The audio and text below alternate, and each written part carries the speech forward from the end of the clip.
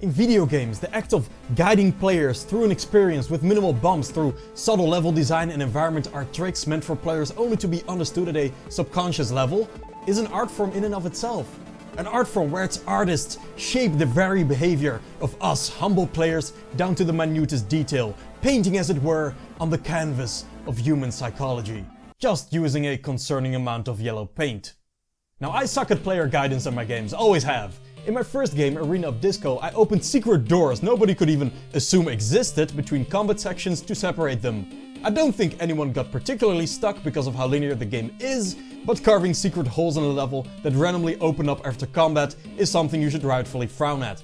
I think the designers at id Software ran into this exact problem on Doom 2016, which is why anytime doors lock to prevent you from exiting the arena, there's this loud voice message telling you demonic presence at unsafe levels, lockdown in effect, just to make sure you won't go looking for an opening door when there isn't one. Talking about Doom, in my Doom parody, Dream Relentless, I had this awful moment where you have to go down an elevator and then go back up, which players didn't get because the design language of the game up to that point was that the levels are linear and elevators by default progress you. Matters got even worse after that though. To progress after using the elevator twice, players had to run to the edge of the platform they're on and drop to a ledge below. A ledge that you can't see until you run all the way up to the edge where any reasonable player would just expect a cliff to be. Also, I left a door open so you can backtrack even though it doesn't do anything, making everyone more confused. The amount of players I've seen get stuck on this, not good.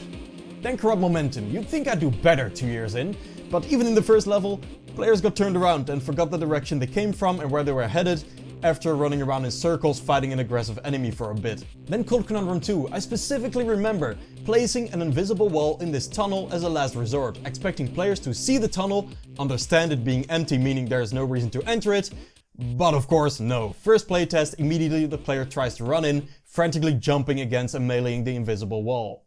You need a certain humbleness when playtesting, a humbleness I just didn't have at the beginning. I wanted to blame the player so bad for not understanding where to go every instance it happened, but you just can't.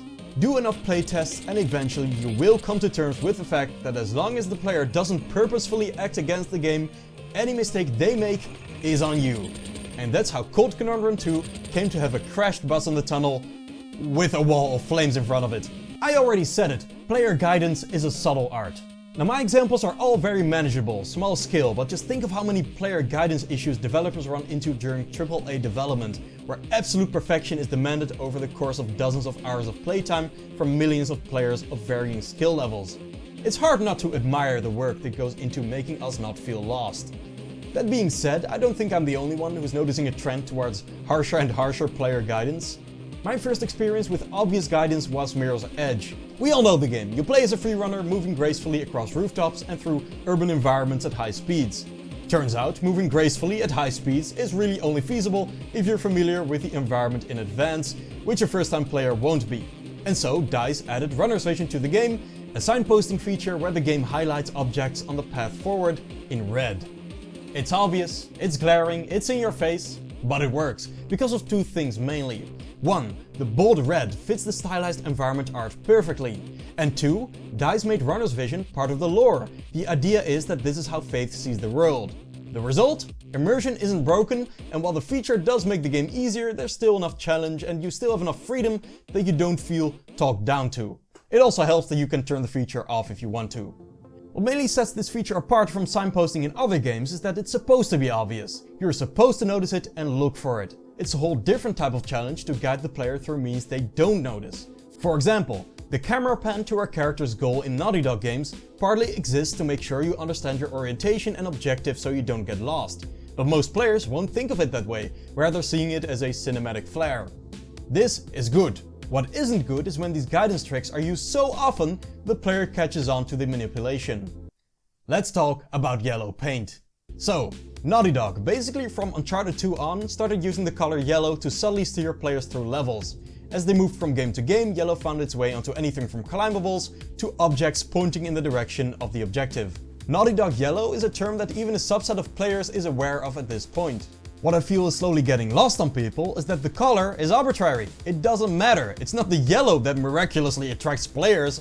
It's just its contrast with the environment that makes it stand out, and players figure out what to do from there if you design the rest of the game well. Contrast can be achieved any way. Lighting, density of objects, a color other than yellow, composition. And yet, yellow is becoming such a mainstay of AAA games that it's slowly feeling more and more like they're trying to condition players into noticing it, rather than just being one of the many forms of contrast. Every once in a while, a post on social media will go viral of some player complaining about yellow paint. Resident Evil 4, for example, the destructible crates and barrels. They all have huge painted yellow crosses on them.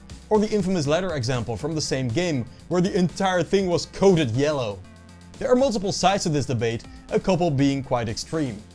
First of all, we have the capital G gamers that like to dunk on developers. They immediately shout lazy devs at anything like this.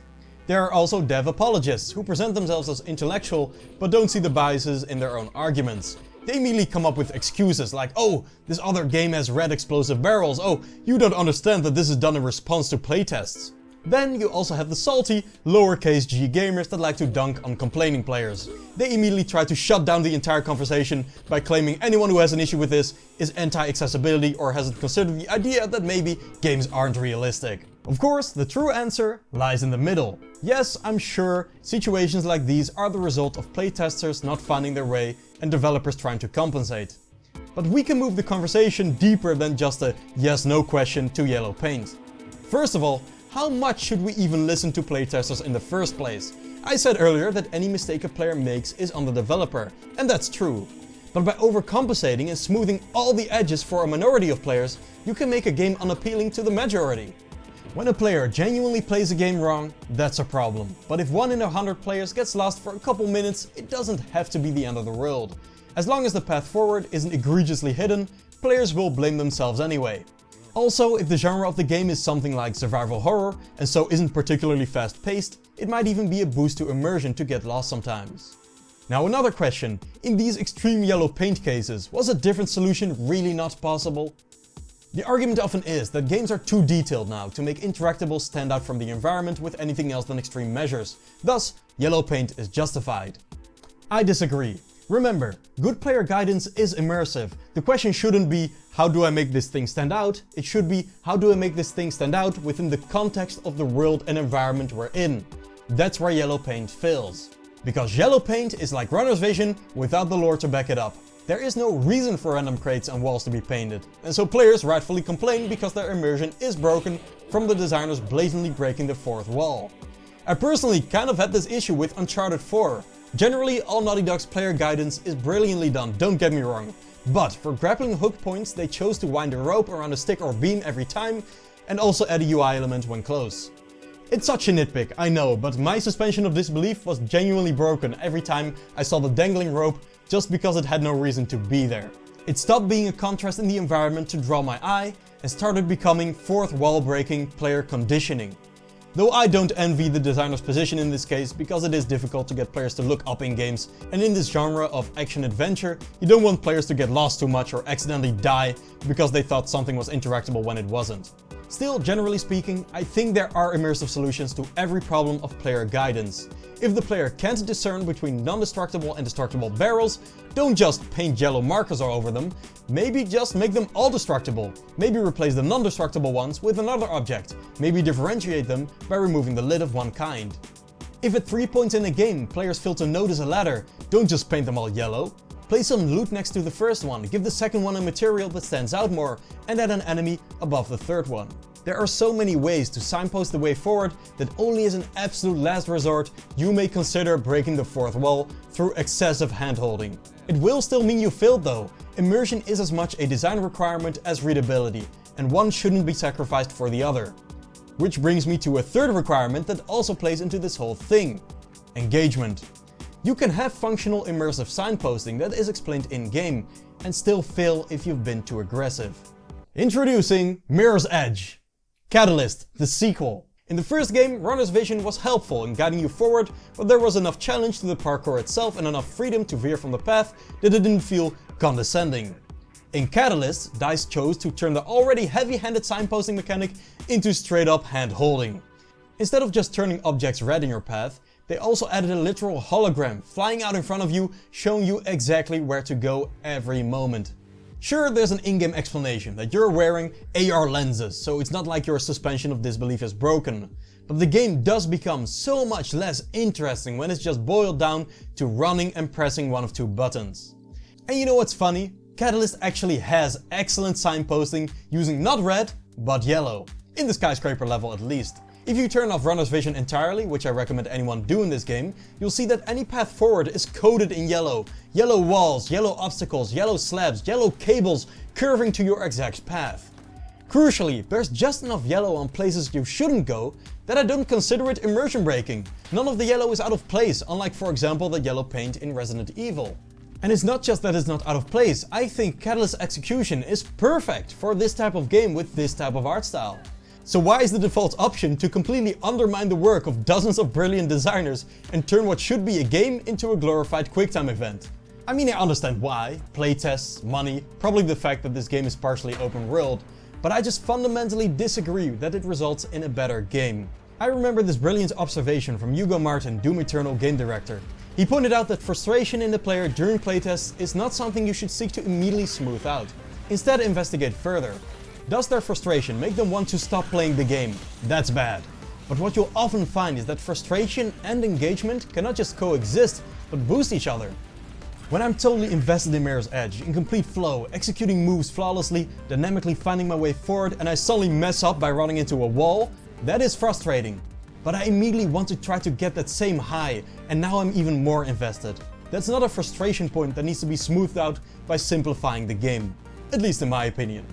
Luckily, in Catalyst 2, you can turn off runner's vision and the game becomes a lot more fun because of it. So, my point in the end? Well, when you run into issues of players getting lost or failing to recognize interactables in an environment, please try to find an immersive way to solve the problem. And not just one immersive way, preferably a different immersive way for every instance of it.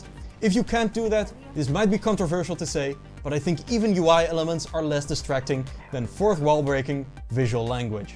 And don't forget, when in doubt, you can always just add a wall of fire!